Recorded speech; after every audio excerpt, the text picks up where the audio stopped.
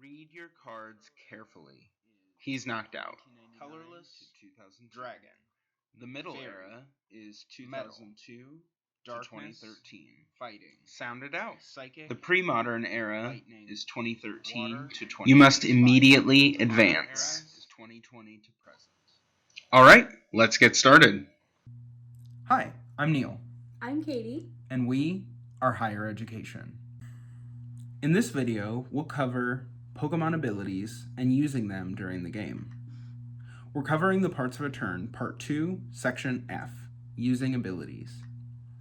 You can use abilities as often as you like. There's no limitation on the total number of abilities that you can utilize during a given turn. You'll notice that if you watch any competitive play, abilities feature very heavily. You can also use the abilities of any Pokemon in play, so this is really important. Sometimes you place a Pokemon on your bench simply to gain access to the ability that it has, not because you ever intend to make it active. Abilities may look like attacks, but they do not have cost, and they never have base damage. Abilities are either passive or active. Passive abilities are always in effect, such as, this Pokemon cannot be affected by special conditions. Active abilities must be selected by the player, such as, once during your turn before your attack, you may choose one of your opponent's Pokemon and place 2 damage counters on it. Certain abilities do have limitations, so it's very important to read them carefully. Some abilities can only be used once per turn, or even once per game.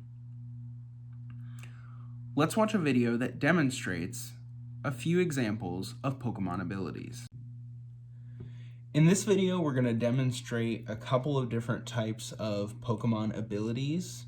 Abilities are essentially any effect that the Pokemon card can use that are not attacks. So they usually have a name, but they do not have a cost. So that's a key defining feature of an ability, is that it does not have a cost, an energy cost, like an attack does. So in this case, I have a Blastoise down.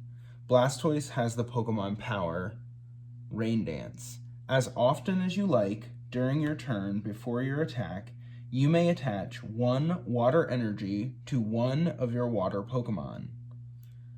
This doesn't use up your 1 energy card attachment for the turn. This power can't be used if Blastoise is asleep, confused, or paralyzed. Okay, so there's a bit to unpack there. First, Rain Dance is an active ability. Even though it's called a Pokemon Power, it's still under the category of abilities. There's lots of things, Pokebodies, other things that are all considered abilities. It's an active ability in that I have to choose when to use it.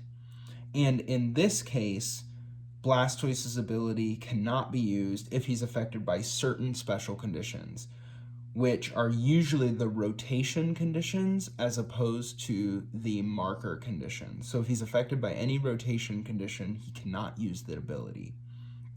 He is not, so I'm going to go ahead and use the ability to attach the 4 water energy from my hand all to Blastoise at once.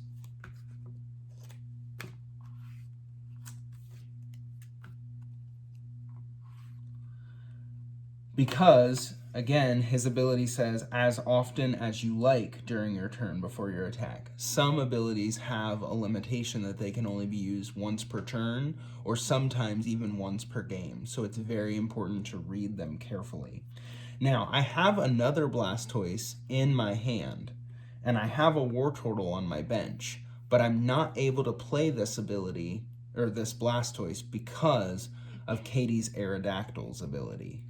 So Aerodactyl has an ability, it is labeled as a Pokemon Power. It's called Prehistoric Power. No more evolution cards can be played. This power stops working while Aerodactyl is asleep, confused, or paralyzed. So that goes for both sides of the game. So it affects Neil. He can't evolve any other Pokemon this entire game while Aerodactyl is in play. And if I had anyone on my bench, I could not evolve them either.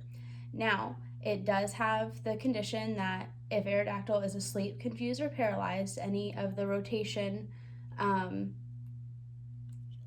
special conditions, he cannot use this power. So then if he is asleep, confused, or paralyzed, anyone could evolve as many Pokemon as they are able to. And then the important distinction about prehistoric power is that it's passive. It's always on. Katie doesn't choose to activate it. It is in effect as long as Aerodactyl is in play.